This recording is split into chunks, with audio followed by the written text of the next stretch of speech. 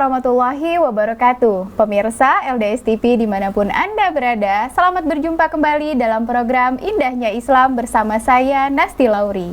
Program ini merupakan kerjasama antara Muslimah Cinta Islam Lampung dengan LDS TV. Program ini juga membahas masalah muslimah dan juga Islam.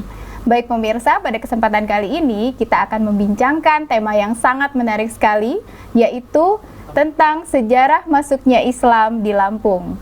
Dan untuk membahas tema ini tentunya saya tidak sendiri pemirsa. Telah hadir bersama saya seorang narasumber.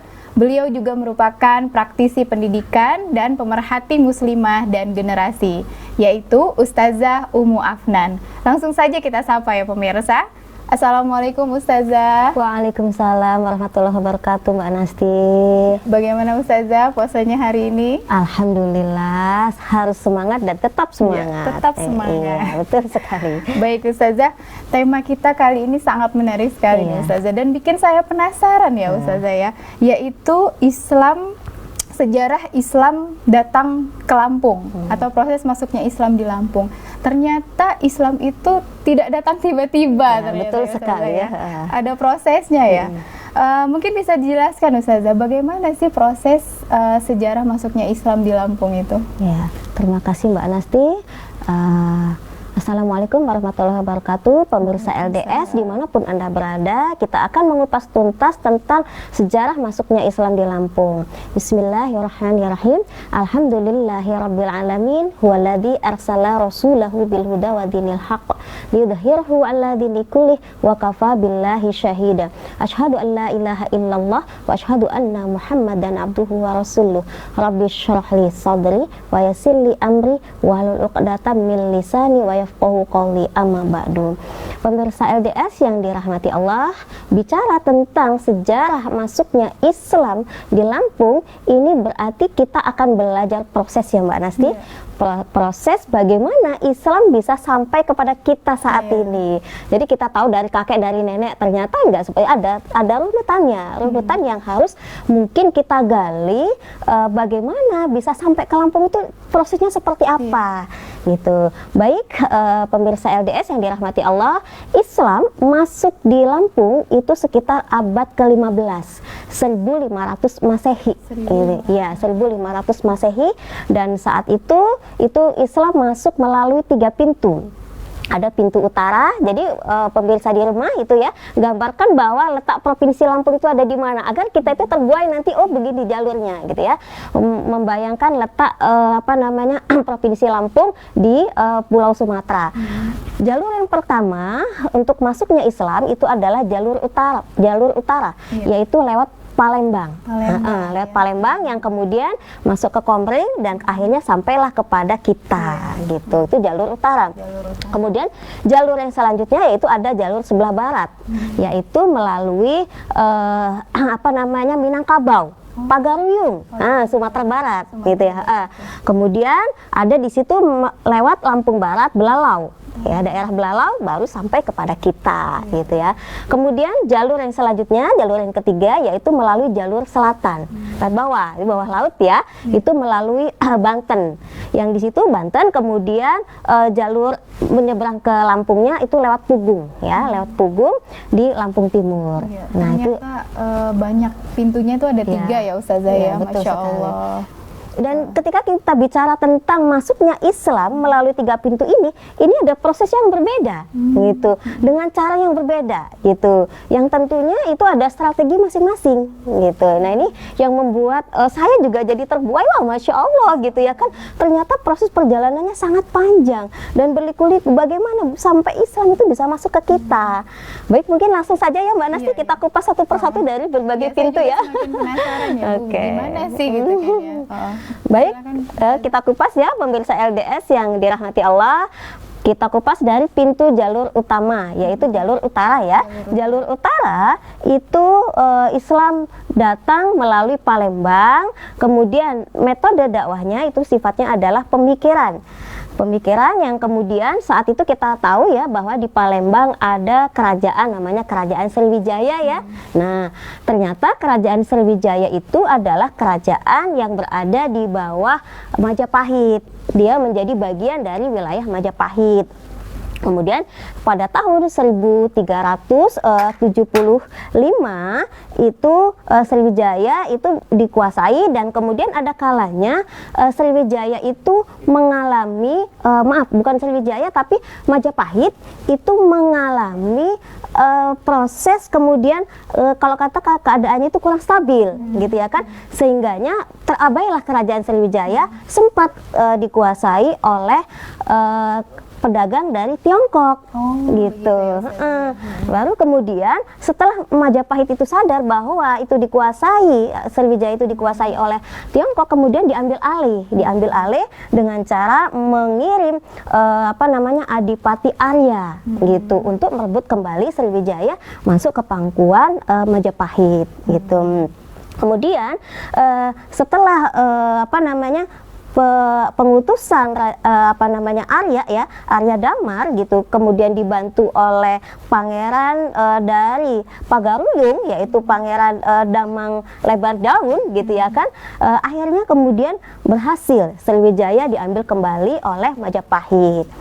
Dan saat itu ya Majapahit itu mulai mengalami gonjang-ganjing, dan kemudian Arya Damar itu masuk Islam dan berganti namanya menjadi Arya Abdillah.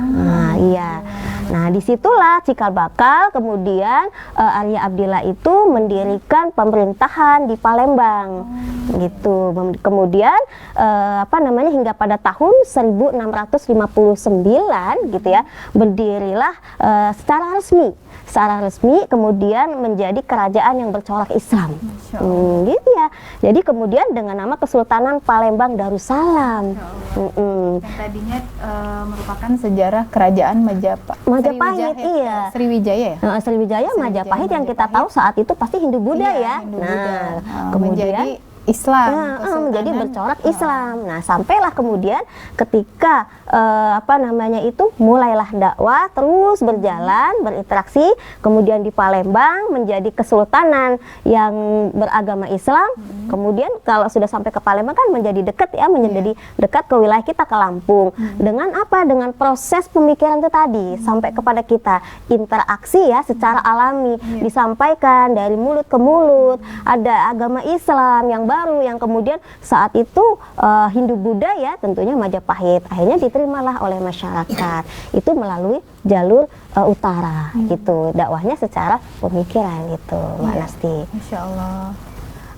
Tadi luar biasa sekali ya Bu ya. Ternyata Ustazah, perjalanan prosesnya itu kemudian apalagi Ustazah selanjutnya? Tadi kan ada pintu utara betul sekali ya. Tadi jalur utara itu seperti itu. Nanti berbeda dengan jalur di barat dan jalur di selatan gitu. Pahami dulu ya garis benang merahnya bahwa jalur utara melalui secara pemikiran ya, secara damai. Berbeda dengan jalur di bagian barat. Jalur bagian barat tadi melalui Pagaruyung ya. Pagaruyung, Minangkabau, kemudian masuk ke wilayah Belalau di Lampung Barat. Baru kemudian masuklah ke wilayah Lampung sampai menyebar kemana-mana. Nah, ketika itu di Lampung Barat itu ada berdiri kerajaan skala Bekak ya. Itu selama 13 abad gitu. Lama sekali gitu ya kan, yang saat itu menganut animisme dinamisme gitu. Baiklah Ustazah, mungkin kita akan lanjutkan perbincangan kita. Sangat menarik sekali ya, dan saya juga semakin penasaran bagaimana sih kelanjutannya. Dan juga pemirsa LDS TV, jangan kemana-mana, tetap di program Indahnya Islam.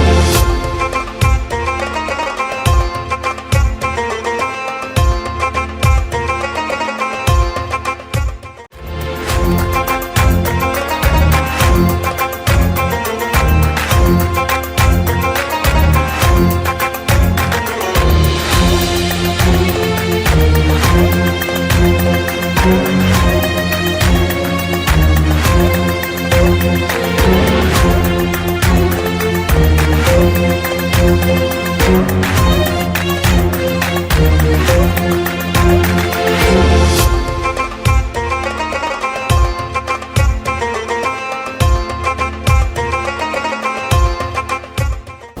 bersama dalam Indahnya Islam dengan membincangkan tema masuknya sejarah Islam di Lampung. Baik Ustazah, kita kembali ke perbincangan kita tadi ya. Tadi sudah dibahas masuknya lewat pintu utara, kemudian pintu barat ya Ustazah ya, melalui kerajaan Pagaruyung dan juga Minangkabau ya. Dan ternyata di daerah tersebut masih menganut paham animisme dan dinamisme ya Ustazah. Dan ini animisme dan dinamisme ini penyembah pohon, batu ya Ustazah ya. Jadi ketika kemudian Islam masuk di wilayah bagian barat gitu ya kan,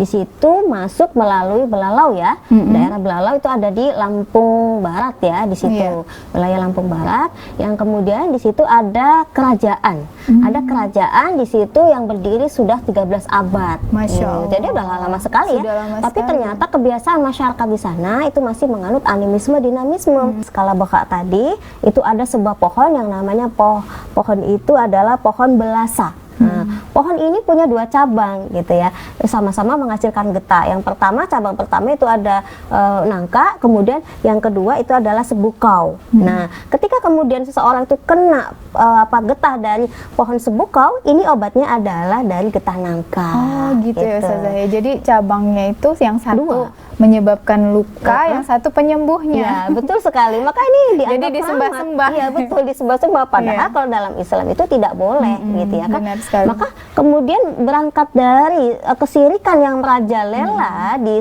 kerajaan Skala Beka tadi gitu ya kan. Maka kerajaan Pagaruyung yang saat itu sudah beragama Islam, bercorakkan Islam, itu punya rasa empati, punya rasa kewajiban untuk mendakwakan Islam gitu. Maka kemudian dengan mengutus ada 4 pangeran gitu dari Pagaruyung. Ada kemudian pangeran Umpu berjalan di Wai, kemudian ada Umpu Belungu, kemudian ada Umpu Nyerupa dan ada Umpu Pernong. Jadi 4 pangeran ini diutus untuk memberantas kesirikan di Skala Beka untuk meluruskan akidah. Ya, betul sekali, akidah yang kemudian tidak sesuai dengan Islam. Nah, ketika kemudian kerajaan tadi Pagaruyung mengutus 4 pangeran, ini berarti tentunya ada misi tertentu ya yang kemudian diemban oleh kerajaan agar Islam tersebar di skala Beka. Yang tentunya ini ada proses ya. Maka dakwah di wilayah barat itu adalah dengan askariyah gitu. Apa askariyah? Yaitu dengan dakwah dan jihad gitu. Dengan dakwah dan jihad. Betul sekali. Maka di sini ada proses yang harus dilalui sebelum terjadinya jihad gitu. Yang mula-mula pertama itu adalah dengan mengajak para penguasanya untuk masuk Islam, meninggalkan kebiasaan-kebiasaan menyembah berhala, kemudian mentauhidkan gitu. Kemudian diajak untuk menerima kekuasaan Islam gitu. Itu di tahap-tahap pertama, artinya secara damai. Kemudian di pilihan yang kedua gitu ya, itu juga kemudian ditawarkan untuk mengakui kekuasaan Islam dan membiarkan dakwah Islam di wilayahnya tanpa si penguasa itu harus masuk Islam. Oh gitu. Jadi diberi kebebasan, gitu. Nggak apa-apa, ya. karena lakum dinukum waliyadin. Silahkan gitu ya, tidak dipaksa untuk masuk ke dalam Islam, tapi dipaksa harus menerima Islam. Karena kenapa? Ketika kemudian kesyirikan itu merajalela, maka Allah akan timpakan azab bukan hanya di wilayah itu, tapi juga di wilayah-wilayah yang lain. Benar. Karena gitu. untuk mencegah turunnya azab Allah ya, betul. Maka disinilah berangkat dari kerajaan Pagaruyung tadi itu ada mengemban sebuah misi kewajiban yang Allah tetapkan gitu. Insya Allah ya. Nah di sini kemudian ketika tahap pertama dilalui ya, diajak untuk damai gitu ya kan, masuk Islam gitu. Kemudian tahap kedua nggak masuk Islam tapi kemudian membiarkan Islam menyebar. Kalau tahap pertama dan kedua ini tidak mau, maka jalan satu-satunya itu adalah dengan diperangi dengan jihad. Jadi tidak serta-merta kalau kita bilang itu, wah Islam, kalau kita lihat tuh Rasulullah itu suka perang gitu, dikit-dikit perang. Ada, bukan seperti itu. Ada tahapan yang harus dilalui. Itu adalah jalan yang terakhir ya. Jalan terakhir. Kemudian ketika penguasa-penguasa yang di situ terjadi kemaksiatan merajalela tidak bisa didakwahi secara damai, menolak secara damai. Itu. Nah, kemudian para empu tadi gitu, pada empu tadi itu dia bersatu gitu ya. Bersatu di situ ada namanya di sini paksipa. Paksipa itu berarti perserikatan, atau kemudian bergerombol gitu ya kan, atau kemudian berkelompok. Pak itu kalau bahasa Lampungnya itu empat. Sayhua telupa gitu ya kan, empat gitu ya kan. Nah ini berarti empat gitu ya kan, makanya disebut kalau bahasa kita empat sekawan lah ya gitu.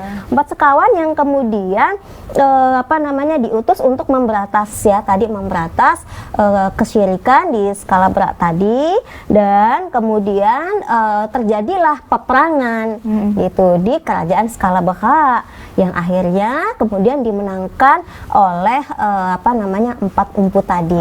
Dan di situ ada sejarahnya ternyata kenapa jadi kota Liwa. Ketika kemudian terjadi kemenangan dalam peperangan, kemudian empat sekawan tadi menancapkan bendera Aliwa, yang di situ ada bendera putih tulisan La ilaha illallah gitu.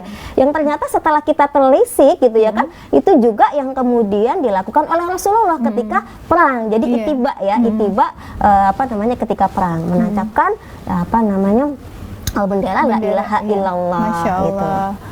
Luar biasa sekali ya, ternyata sejarahnya panjang ya Ustazah ya. Sampai kemudian terjadilah sekarang namanya Liwa. Itu Liwa ya, di kota Lampung Barat betul ya. Berangkat dari sejarah bendera Aliwa tadi yang ditancapkan gitu ya. Allah. Jadi artinya di situ Islam betul-betul melekat ya kan? Gitu, sehingga saat ini.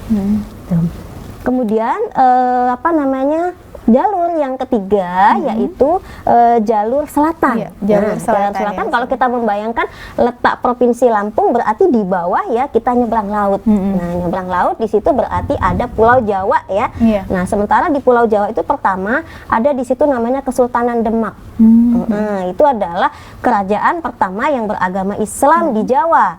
Nah, itu pengaruhnya luar biasa berat ya, menyebarkan Islam ke wilayah-wilayah sekitarnya gitu ya kan.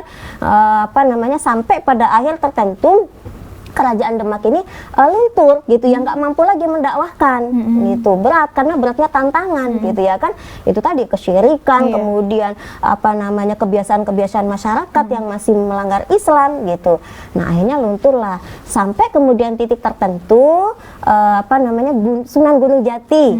Pernah ya, ini insya Allah nggak asing ya kalau kita dengar nama Wali Songo itu ya. Betul, salah satu wali ya. Nah sebenarnya ketika kita bicara tentang Wali Songo itu adalah salah satu utusan dari kerajaan Islam juga gitu, terbesar gitu ya, dan kemudian bersama anaknya Maulana Hasanuddin. Baiklah Ustazah, semakin menarik sekali dan semakin bikin penasaran ya, dan juga mungkin pemirsa LDS TV. Tapi kita tahan dulu, nanti kita akan lanjutkan setelah pariwara berikut. Jangan kemana-mana, tetap di Indahnya Islam.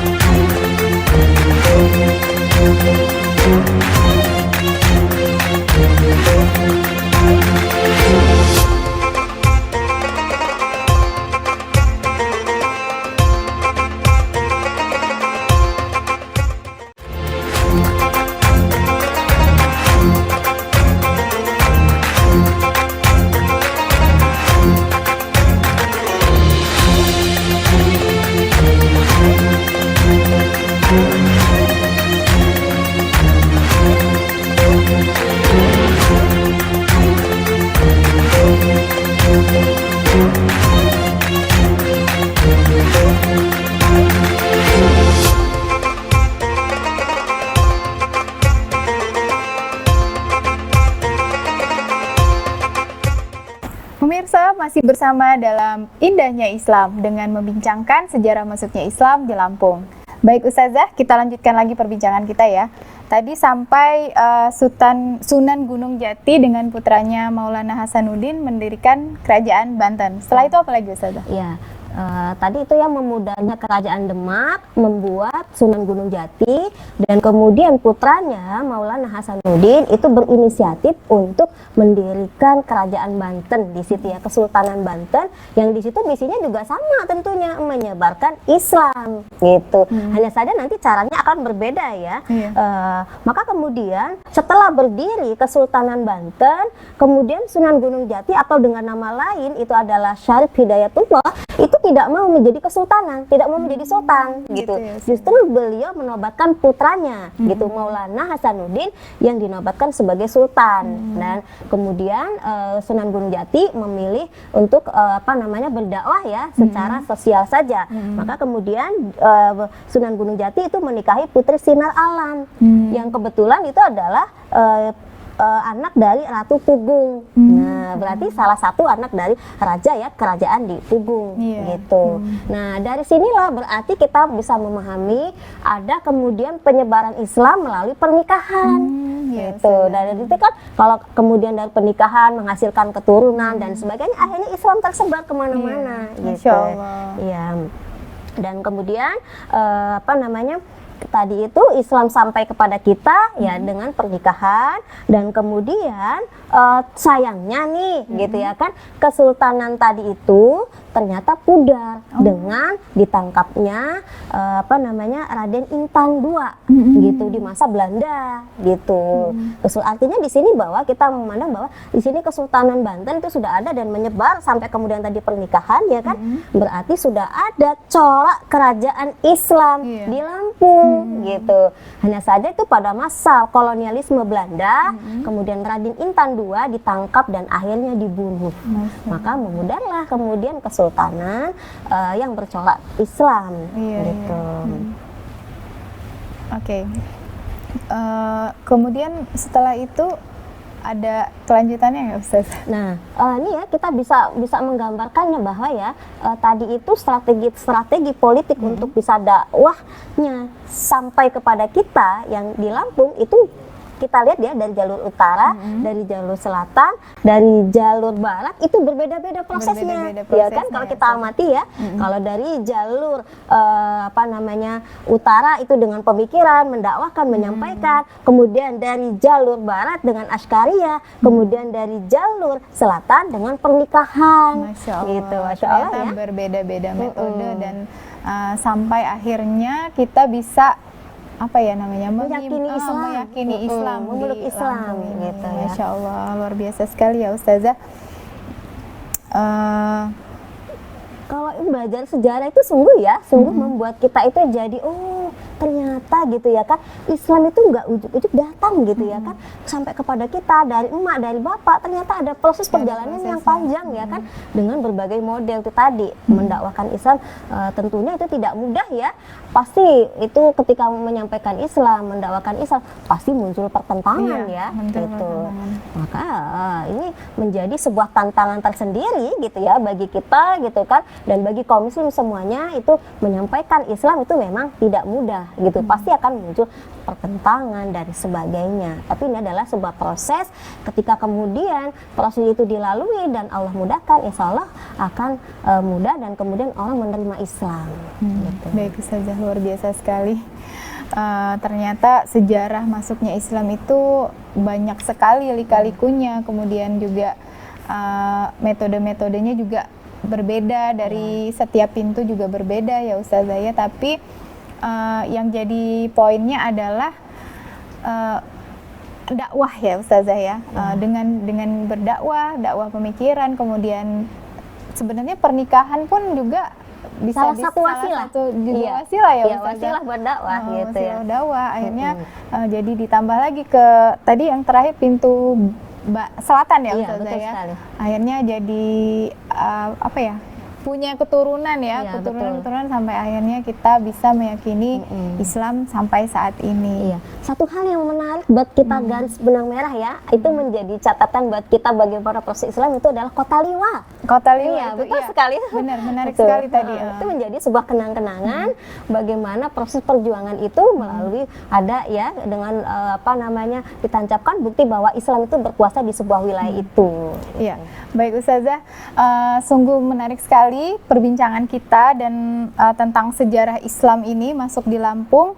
Namun sayang tidak terasa kita sudah di penghujung acara Ustazah. Mungkin sebelum ditutup ada closing statement yang tadi sudah disampaikan Ustazah. Baik, pemirsa LDS yang dirahmati Allah, kita bisa menarik benang merah dari proses sejarah masuknya Islam, yaitu dilalui melalui 3 pintu, yaitu jalur utara melalui Palembang, kemudian jalur barat melalui Pagaruyung, Minangkabau, dan kemudian jalur selatan melalui Banten.